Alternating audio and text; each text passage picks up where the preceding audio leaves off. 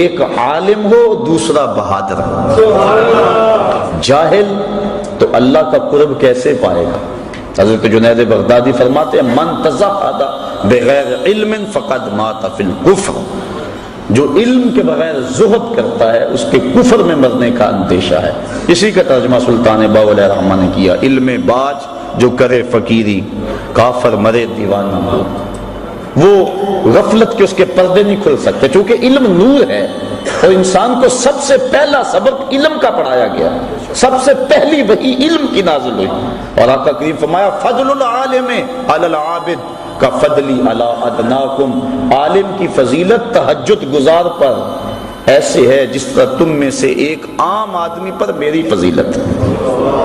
کتنی بڑی بات ہے۔ اور ایک حدیث کے لفظ ہیں کہ فضل العالم علی العابد کفضل القمر لیلۃ البدر علی سائر الکواکب، عالم کی فضیلت عابد پر اس طرح ہے جس طرح 14ویں رات کے چمکتے ہوئے چاند کی فضیلت ستاروں پہ ہوتی ہے۔ تو ایک عالم ہو۔ حضرت غوث اعظم سے بھی کسی نے پوچھا کہ حضرت آپ اس مرتبہ قطبیت پہ کیسے پہنچے؟ تو فرمایا درست العلم حتی صرت کتبہ، کہ میں نے علم پڑھا یہاں تک کہ اس درجے پہ فائز البرام ہو گیا۔ اور دوسرا بہادر ہو، بزدل اللہ کا ولی، کیونکہ جو توحید کے آغوش میں آباد ہوتا ہے وہ لا خوف علیہم ولا ہم یحزنون کے زمرے میں آ جاتا ہے، تو وہ کمزور اور بزدل کیسے ہو سکتا ہے؟ کلمہ حق کہنے سے وہ کبھی بھی گریز نہیں کرتا، چاہے شہنشاہ وقت بھی سامنے کھڑا ہو۔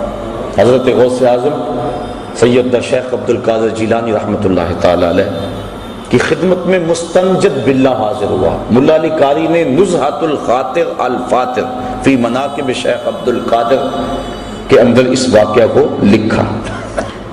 اس نے 2 اشرفیوں کی تھیلیاں بطور ہدیہ بطور نذرانہ پیش کی۔ حضرت غوث اعظم نے اس نذرانے کو قبول کرنے سے انکار کر دیا۔ لازمی نہیں ہے کہ ہر مرید کے نذرانے کو قبول بھی کیا جائے، شیخ کی ذمہ داری ہے اس کو جھڑکے، میاں یہ ڈبل شاہ سے تو پیسے نہیں ہو کے آئے، یہ جو نذرانہ مجھے دے رہا ہے یہ کہاں سے آئے گا؟ یہ سود کا مال تو نہیں ہے، یہ لوگوں کا غریبوں کا خون تو نہیں نچوڑا ہوا؟ کہا تیرا نذرانہ میں وصول نہیں کروں گا۔ کہا حضور کیوں؟ کہا غریبوں کا خون نچوڑ کے مجھے نذرانہ دینے آ گئے ہو؟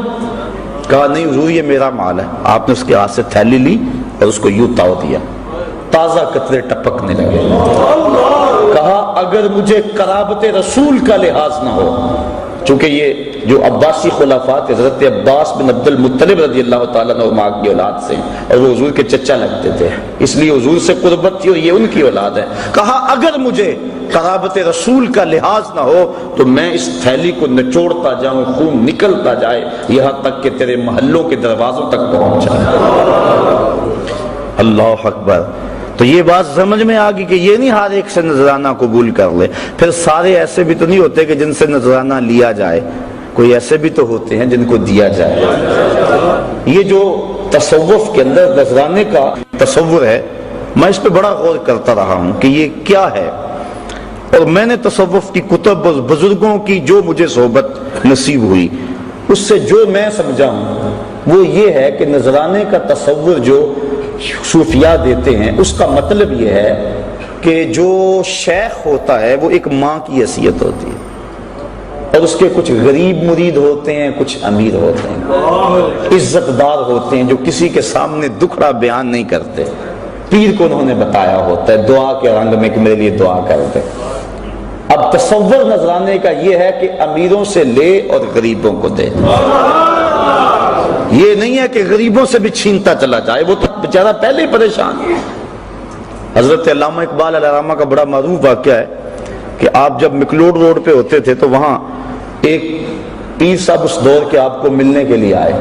ان کا ایک مرید تھا قلعہ گجر سنگھ لاہور میں۔ اس کو جب پتہ چلا کہ میرے پیر علامہ صاحب کے مہمان بنے ہوئے ہیں تو وہ سفر کرتا ہوا علامہ صاحب کے پاس پہنچا اور اپنے پیر صاحب سے عرض کی کہ حضور 100 روپیہ قرض ہے۔ اس وقت جو ہے 100 روپیہ بڑی اہمیت کا حامل تھا، اور بیٹی کی شادی بھی مانگ رہے ہیں جن کے ساتھ رشتہ کیا ہوا ہے، اور مقروض بھی ہوں، بڑا پریشان ہوں، آپ کا سنا حاضر ہوا، آپ دعا فرما دیں۔ انہوں نے دعا فرما دی، مرید کو اجازت دے دی، وہ جانے لگا، اس نے جیب میں ہاتھ ڈالا، 10 روپے کا نوٹ نکالا اور پیر صاحب کو نظر پیش کی۔ جب نظر پیش کی تو علامہ اقبال زیر لب مسکرا پڑے۔ وہ چلا گیا، پیر صاحب کی نظر بھی بڑی تیز تھی، چونکہ پیر بڑے تیز بھی ہوتے ہیں، تو انہوں نے کہا کہ حضرت یہ عجیب بات تھی، آپ مسکرائے کیوں؟ تو علامہ صاحب فرمانے لگے جناب میں آپ کی دعا کی قبولیت پہ مسکرایا، خوش ہو کے۔ کہا وہ کیسے؟ میری دعا کی قبولیت کیسے ہوگی اسی وقت؟ کہا حضرت جب دعا نہیں کی تھی 100 روپے کا مقروض تھا، اور جب آپ نے دعا کر دی تو 110 کا مقروض ہو گیا۔ وہ بیچارہ تو ضرورت مند ہے اور دکھڑا سنا رہا ہے، بلکہ میں تو کہا کرتا ہوں کہ 2-3 مرتبہ جو آ کے دعا کا کہے اور کہے جناب قرض نہیں اترتا، وظیفہ بتاؤ، کوئی تعویذ لکھ دو، اگر پیر صاحب ثروت ہو تو اسے خود ہی خیال ہونا چاہیے کہ جو بار بار کہہ رہا ہے اس کا مطلب کیا ہے۔ سارے مانگنے والے سائل جو ہیں وہ ایک جیسے تو نہیں ہوتے، ہستی پلکوں کے نیچے غم بھی پلتے ہیں، مگر کون دیکھتا ہے اتنی گہرائی میں۔ حضرت ابو ہریرہ رضی اللہ تعالیٰ عنہ فرماتے ہیں مجھے سخت بھوک لگی اور حد ہوگی بھوک سے، میں آ کے ایک جگہ پہ بیٹھ گیا کہ یہاں سے کوئی گزرے گا اور میری حالت دیکھے گا اور مجھے کھانا دے دے گا، مانگنا تو میں نے ہے نہیں۔ کہ حضرت ابو بکر صدیق گزرے، میں نے ایک آیت کے بارے میں پوچھا، انہوں نے بتا دیا اور چلے گئے، میں نے کہا میرا مسئلہ تو حل نہ ہوا۔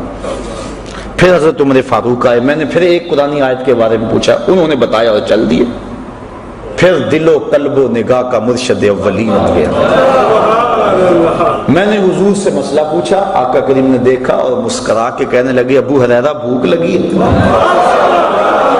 میں نے کہا ہاں حضور مجھے بھوک لگی۔ کہا میرے ساتھ آ جاؤ۔ اللہ اکبر۔ آگے وہ حدیث واقعہ طویل ہے، آپ نے سینکڑوں بار سنا کہ دودھ کا ایک پیالہ تھا، ابو ہریرہ کہتے ہیں کام بن گیا، لیکن کہا جب باقیوں کو بھی بلا لاؤ۔ 70 بندے تھے بیٹھے جو صفہ کے چبوترے پہ تھے، کہا میں بلا کے لے گیا، دل میں تھا کہ اب تو دودھ کا پیالہ گونٹ گونٹ بھی نہیں آئے گا، لیکن جب پہلے نے پیا ختم نہ ہوا میری ڈھارس بند گئی۔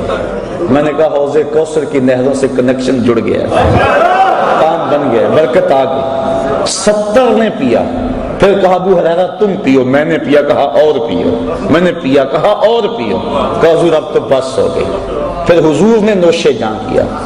میرے استاذ المکرم فرمایا کرتے تھے کہ یہ تو بیان کرتے ہو اور اس بات سے لطف لیتے ہو، اور صحیح لطف والی بات ہے کہ ایک پیالہ 70 کے لیے کافی ہو گیا، لیکن یہ بھی تو دیکھو 70 کا جھوٹا کونین کا سردار پی رہا، 70 آدمیوں کا جھوٹا 2 جہاں کا سردار پی رہا۔ تو بات چل رہی تھی،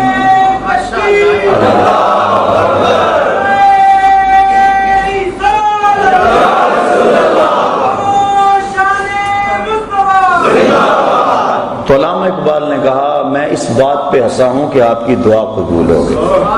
تو پھر اس وقت اقبال نے دکھ سے کہا تھا کہ نذرانہ نہیں سود ہے پیران حرم کا، نذرانہ نہیں سود ہے پیران حرم کا، ہر خرقہ سالوس کے اندر ہے مہاجن، ہم کو تو میسر نہیں مٹی کا دیا بھی، گھر پیر کا بجلی کے چراغوں سے ہے روشن، تم باذن اللہ جو کہہ سکتے تھے رخصت ہوئے، رہ گئے قبروں پہ مجاور اور گور کن، میراث میں آئی ہے مسند ارشاد ان کو، زاغوں کے تصرف میں عقابوں کا نشیمن، نذرانہ نہیں سود ہے پیران حرم کا، ہر خرقہ سالوس کے اندر ہے مہاجن، شہری ہو دیہاتی ہو مسلمان ہے سادہ، بتوں کی طرح بجھتے ہیں کعبے کے برہمن۔ تو پیر تو دکھ درد کا ساجی ہے، وہ تو روح کی غذا دینے والا ہے، وہ مانگت تو نہیں ہے۔ پہلے وہ کہتے ہیں پہلے بزرگوں کی نظر دل پہ ہوتی تھی، اور اب دل کے اوپر جو لگی ہوئی جیب ہے اس پہ ہوتی ہے۔ جو امیر ہوتا ہے، امیر بھی جان رہے ہوتے ہیں کہ یہ ہمارے ساتھ کیا ہو رہا ہے، اس کو اندر لے جایا جاتا ہے اور حجرے خاص میں بٹھایا جاتا ہے، اور جو غریب ہوتا ہے اس کو کہتا ہے تو اس درخت کے پاس بیٹھ جا اور 1.25 مرتبہ یا حیو یا قیوم پڑھ، اور وہ کہتا ہے مجھے حضرت صاحب نے وظیفہ بتایا میں اس لیے یہاں بیٹھا ہوا ہوں، وہ تو تجھے اپنے سے جو پیچھے ہٹا رہے ہیں۔ تو یہ کیا ہو گیا ہے؟ یہ دکھڑے ہیں، یہ تمسخر نہیں کر رہا میں، یا جو ہے وہ محض آپ کو خوش کرنے کے لیے نہیں، یا کسی مخصوص شخص کے اوپر کوئی تنقید نہیں ہے۔ اس وقت ہمارا رویہ ہے قوم کا، اور ہم لوگ ہیں کہ دن رات ایسے لوگوں سے لٹتے ہیں، گر نگہباں بن کے جو اہل چمن کی آبرو لوٹے، چمن والو عقیدت چھوڑ دو ایسے نگہباں۔ آؤ ان لوگوں کو تلاش کریں، جہاں قدم رکھتے ہیں وہاں اللہ کی رحمتوں کا نزول ہوتا ہے۔ ان لوگوں کو تلاش کریں جن کی زندگیاں لوگوں کے لیے ہدایت کا سبب ہے، اور جن کی زندگی کا ایک ایک لمحہ یاد خدا سے منور اور معطر ہے۔ ایسا نہیں ہے کہ ایسے لوگ ہیں نہیں۔ بعض تو کہتے ہیں میں تو ڈھونڈتا رہا مجھے